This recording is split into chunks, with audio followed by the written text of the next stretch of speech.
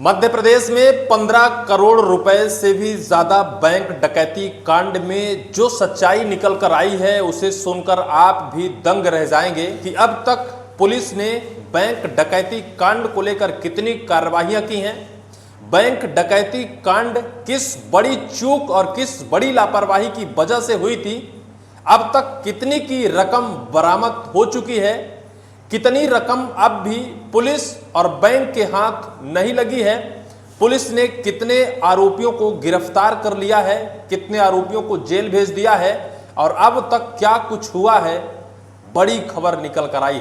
दरअसल बीते 17 अप्रैल को तकरीबन 12:40 पर महाराष्ट्र ऑफ बैंक में लगभग 15 करोड़ रुपए से भी ज्यादा की हथियारबंद बदमाशों ने दिन दहाड़े दिन दोपहरी में डकैती डाली थी।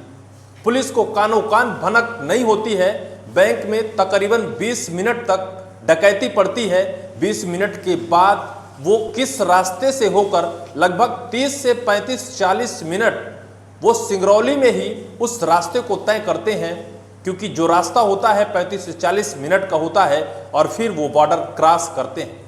तब तक पुलिस आखिर क्या कर रही थी?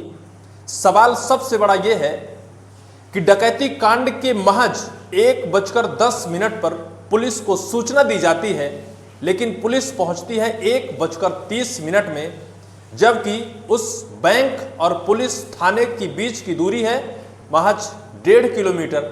लेकिन इतनी कम दूरी में आखिर पुलिस बैंक तक क्यों नहीं पहुंच पाती है?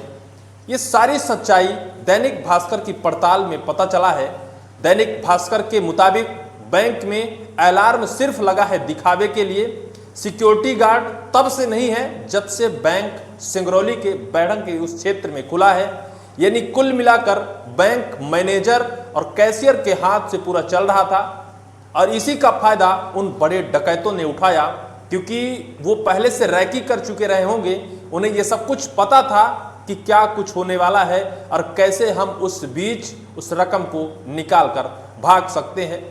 एक खबर और निकल कर आई है कि जिस एक मुख्य सरगना को पुलिस ने गिरफ्तार किया है, उस सरगने को उस ट्रेन में भीड़ के बीच से पुलिस कैसे पहचानती है, क्योंकि पुलिस के जीआरपी पुलिस ने जो बताया है वो हैरत अंगेज है कि फटे पुराने कपड़े होते हैं, उसके पास नया आईफोन मोबाइल होता है, सामने एक बैग रखा होता है जिसकी वो लगातार निगरानी करता है और जब जीआरपी पुलिस का एक कांस्टेबल वहां पहुंचता है तो वो चौंक जाता है, वो शब्द हो जाता है और सचेत हो जाता है, पुलिस को शक गहराता है। लेकिन इससे पहले मैं आपको उन 3 पॉइंट्स के बारे में बताता हूं जो बड़ी चूक थी, जिस चूक की वजह से 15 करोड़ रुपए की डकैती हुई है। पुलिस के जो चेक पोस्ट हैं उन चेक पोस्टों पर भी सही टाइम पर वायरलेस नहीं किया गया, क्योंकि चेक पोस्ट अगर सख्ती बरती गई होती तो शायद 20 से 25 मिनट के बाद वो डकैत उस चेक पोस्ट को क्रॉस किए पुलिस उन डकैतों को रोक लेती, लेकिन इस पर भी बड़ी लापरवाही हुई है। दरअसल मध्य प्रदेश के सिंगरौली में 15 करोड़ की डकैती मामले में पुलिस ने एक आरोपी कमलेश कुमार को गिरफ्तार कर लिया है। उसे 8 दिन की पुलिस रिमांड पर भेजा है। हालांकि सोना और पूरी रकम बरामद नहीं की जा सकी। वहीं 4 अन्य आरोपी फरार हैं, हालांकि उनकी पहचान कर ली गई है। एसपी मनीष खत्री ने बताया कि मुख्य आरोपी फंटूस उर्फ ननकी बिहार के नालंदा जिले का निवासी है। तीसरा आरोपी राजेश कुमार झारखंड के गिरिडीह, जबकि चौथा आरोपी पंकज शर्मा पश्चिम सिंहभूम जिले का रहने वाला है। 5वें आरोपी छोटू 19 वर्षीय का स्थायी पता स्पष्ट नहीं हो पाया है। एसपी खत्री ने बताया है कि उनकी गिरफ्तारी के लिए पुलिस की 10 विशेष टीमें लगातार छापेमार कार्रवाई कर रही हैं। ये कार्रवाई चल रही है। अब तक एक आरोपी गिरफ्तार है, बाकी के आरोपियों की पहचान हो गई है, निवास या फिर पता चल चुका है, लेकिन अब तक गिरफ्तारी नहीं हुई है। दैनिक भास्कर ने मामले की पड़ताल की तो 3 बड़ी लापरवाहियां सामने आई हैं। इन लापरवाहियों की वजह से बड़ी डकैती हुई है।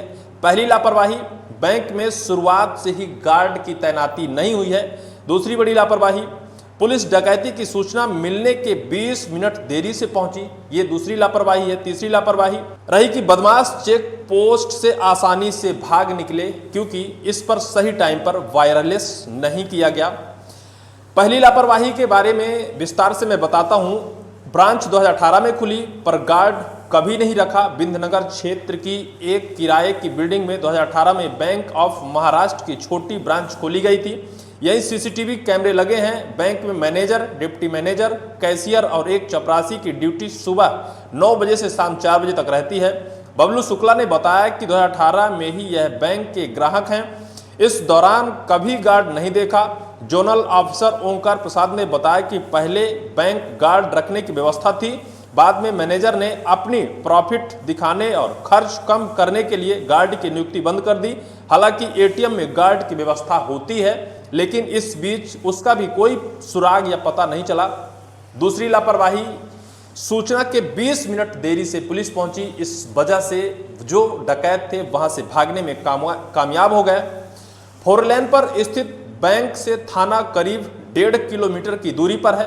थाने से बैंक तक आने में करीब 7 से 8 मिनट लगते हैं। इसके बावजूद डकैत की सूचना पर पुलिस ने यहां पहुंचने में 20 मिनट लगे।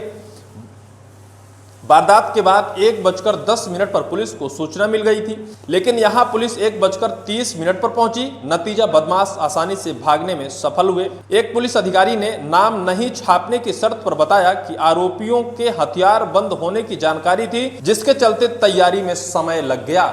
हथियार बंद बदमाश थे और पुलिस निहत्थी थी, यानी पुलिस के हाथ में कोई हथियार नहीं था। पुलिस तैयारी करने में वक्त लगा दिया, इस वजह से समय ज़्यादा लग गया। ये सच्चाई निकल कर आई है। चेक पॉइंट से निकलकर आसानी से भागे बदमाश। सीसीटीवी कैमरे में बदमाश बाइक से भागते नजर आ रहे हैं। वारदात के बाद वो मस्जिद तिराहा अंबेडकर चौक से होकर शहर से बाहर निकल गए। यहाँ पुलिस ने चेक पॉइंट भी रहते हैं, लेकिन समय पर उन्हें अलर्ट नहीं किया गया, जिससे आरोपियों को भागने में आसानी हुई। शुरुआती समय में पुलिस को स्पष्ट नहीं था कि आरोपी किस दिशा में भागे हैं।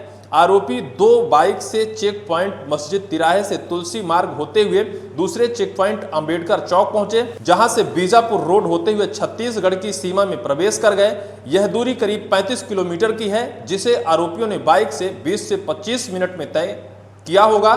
जब तक सीसीटीवी फुटेज जुटाए गए तब तक देर हो चुकी थी। सवाल उठ रहा है कि वायरलेस के माध्यम से अन्य चेक पोस्ट को अलर्ट क्यों नहीं किया गया।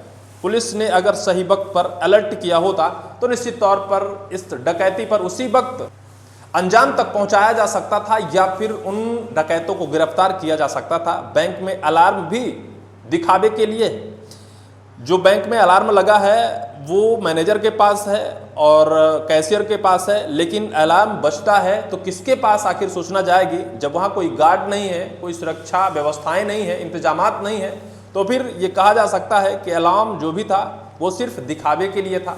अब आपको मैं बताता हूं कि कमलेश कुमार को कैसे पुलिस ने इस भीड़ भाड़ भरी ट्रेन में पकड़ लिया, कैसे उसकी पहचान हुई। सामान्य कपड़े, नए आईफोन से आरोपी पर हुआ था शक। आरपीएफ थाना प्रभारी राम विशाल के मुताबिक सिंगरौली पटना ट्रेन में गार्ड को एक शख्स सामान्य कपड़े पहने दिखे, लेकिन उसके पास नया आईफोन था। गार्ड को यह बात खटकी, इसके पास गए तो वह असहज हो गया।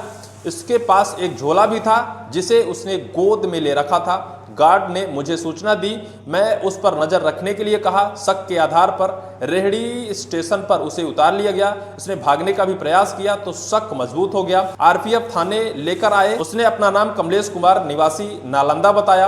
आरोपी ने कहा कि मां की इलाज के लिए यह रकम हमने कर्ज पर ली है। जिस बैग में 15,20,000 रुपए कैश और 61 ग्राम सोना मिला। पूछताछ में उसने गुमराह किया कि कर्ज से उस रकम को लेकर आया है, लेकिन उसकी मोबाइल में कमलेश कुमार के भाई का नंबर मिला।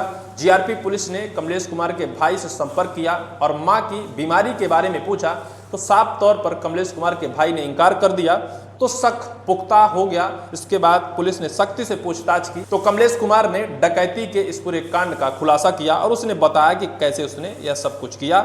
लेकिन अब तक पुलिस की गिरफ्त में सिर्फ कमलेश कुमार है, बाकी के 4 और डकैत अभी भी पुलिस के कब्जे से दूर है, पुलिस की गिरफ्त से दूर है। कब तक गिरफ्तारी होती है, लेकिन ऐसे सख्त संवेदनशील मामले पर पुलिस को सख्त होना चाहिए। इतना ज़्यादा वक्त अगर लग जाएगा तो निश्चित तौर पर डकैत या फिर लुटेरे अपनी सीमा को लांघ जाएंगे और सीमा पार कर जाएंगे, फिर पुलिस की गिरफ्त में वो कभी नहीं आएंगे। जैसा कि महाराष्ट्र बैंक ऑफ बैठन में हुआ है, ऐसा कुछ दोबारा घटना ना दोहराइए, ताकि पुलिस सतर्क होना चाहिए। इस पूरी वीडियो को लेकर आपकी क्या राय होगी कमेंट सेक्शन पर कमेंट आप जरूर करिएगा।